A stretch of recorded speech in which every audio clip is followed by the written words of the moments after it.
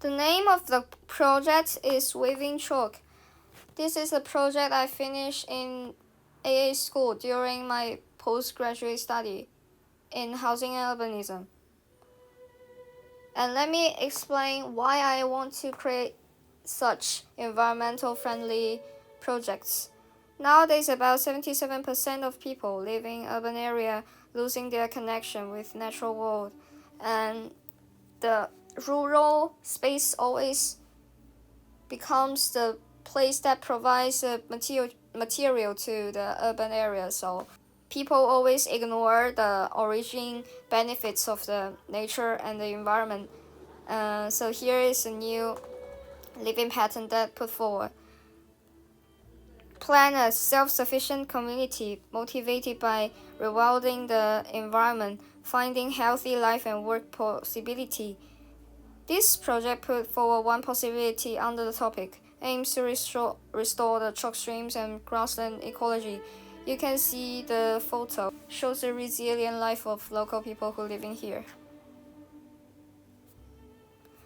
And why I want to choose chalk? Because this is a very special geology of the UK. And the chalk creates three geologies in the UK. The first one is the chalk cliff, and the second one is the chalk stream. The third one is chalk grassland. The later two geology are the focusing points of these projects. The UN defined 8 ecosystems for global environmental protection and appeal to people to protect nature. You can see the 8 ecosystem distribution diagram in the UK on the left side. And the chalk stream and chalk grassland belongs to grassland and fresh water, and you can see them on the right side. Here is the daily stewardship that influenced my spatial design. And here shows the succession. The first one is the succession of the river. The very main part is to remove the farms of grazing to reduce the pollution from the animals. And the second succession is for the grassland. The key is to put some low-density grazing, such as cows, to help the chalk grassland to restore. And here is the condition of the chalk stream water flow. You can see I choose a site along the river edge, and this area also includes a point, or let's say a junction of good and bad condition of river edge. And for the diagram, we can see there are some farms on the upstream area of the site, and they will have some pollution along the river. So our project could be a big filter to clean the sediment and pollution produced by the grazing animals. And the key of the species study for the stream is trying to treat the fishing as the income of the community to create self-sufficiency of the community. And here is the main species in the chalk grassland that we want to restore.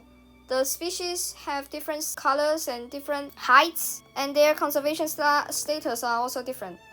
And we could also see their life cycle in the diagram. The chalk stream restoration references are here. It mainly divides into 2 types.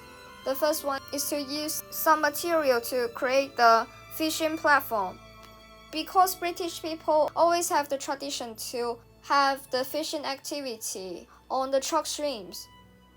And the second strategy is to put some gravels and have some water plants to create some shelter for the water animals.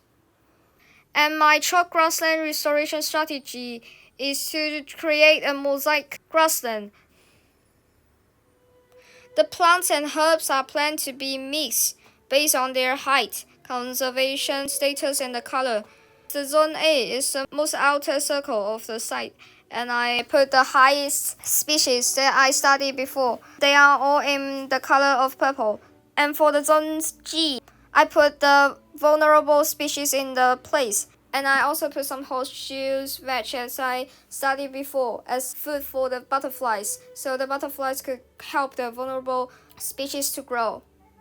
And the zone C is far from all of the living areas, so I put many horseshoe veg, and I believe it will grow up as a butterfly conservation area.